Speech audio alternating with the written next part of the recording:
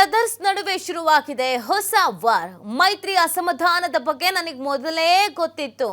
ದೇವೇಗೌಡರು ಅಳಿಯನನ್ನ ಯಾಕೆ ಬಿಜೆಪಿ ಚಿಹ್ನೆಯಡಿ ನಿಲ್ಲಿಸಿದ್ದಾರೆ, ಅದು ಜೆಡಿಎಸ್ನ ಮೊದಲ ಸೂಸೈಡ್ ಅಟೆಂಪ್ಟ್ ಅಂತ ಡಿಕೆಶಿ ಅವರು ಒಂದು ರಿಯಾಕ್ಷನ್ ಅನ್ನ ಕೊಟ್ಟಿದ್ರು. ಜೆಡಿಎಸ್ ಮತ್ತು ಬಿಜೆಪಿ ಮೈತ್ರಿ ವಿಚಾರಕ್ಕೆ ಸಂಬಂಧಪಟ್ಟಂತೆ ಈ ರಿಯಾಕ್ಷನ್ ಅನ್ನ ಡಿಸಿಎಂ ಕೊಟ್ಟಿದ್ರು.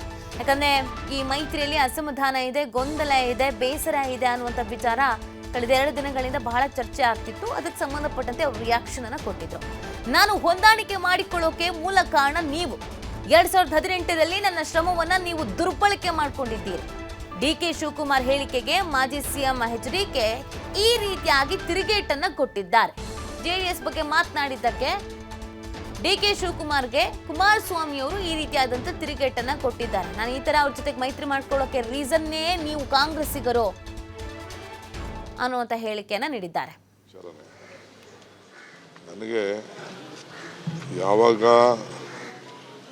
ದೇವೇಗೌಡರು ಯಾಕೆ ಅವರ ಅಳಿನ ಬಿಜೆಪಿ ಸಿಂಬಲಲ್ಲಿ ನಿಲ್ಲಿಸಿದ್ರು, that was the first suicide attempt of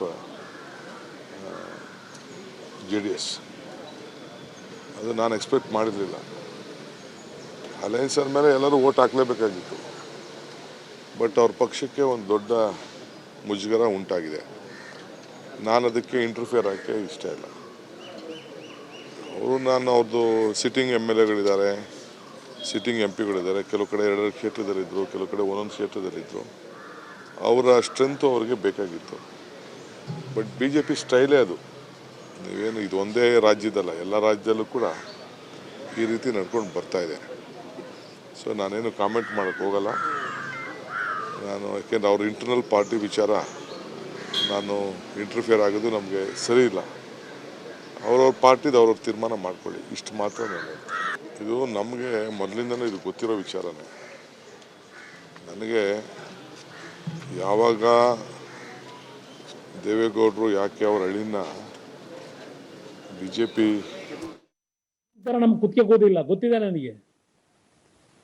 ಅವತ್ತು ಸಹ ಅಧಿಕಾರ ಹಸ್ತಾಂತರ ಮಾಡಬೇಕಾದ್ರೆ ಆ ಮೈತ್ರಿ ಸರ್ಕಾರ ತೆಗಿಲಿಕ್ಕೆ ನಿಮ್ಗಳ ಪಾತ್ರಗಳು ಏನಿದೆ ಗೊತ್ತಿದೆ ನನಗೆ. ಯಾವ ತರ ಅವತ್ತು ದಾರಿ ತಪ್ಪಿಸ್ಲಿಕ್ಕೆ ಪ್ರಯತ್ನ ಪಟ್ಟಿದ್ದೀರಿ. ನಾನು ಮಾಡಿದಂಥ ತಪ್ಪಲ್ಲ ಅವತ್ತು ಸಹ. ಆ ತಪ್ಪನ್ನು ಇನ್ನು 15 ವರ್ಷ ನನ್ನ ತಲೆ ಮೇಲೆ ಇಟ್ಕೊಂಡು ಓಡಾಡ್ತಾ ಇದ್ದೇನೆ. ನಿಮ್ಮ ಅನುಕಂಪ ಬೇಕಿಲ್ಲಪ್ಪ ಡಿ ಕೆ ಶಿವಕುಮಾರ್.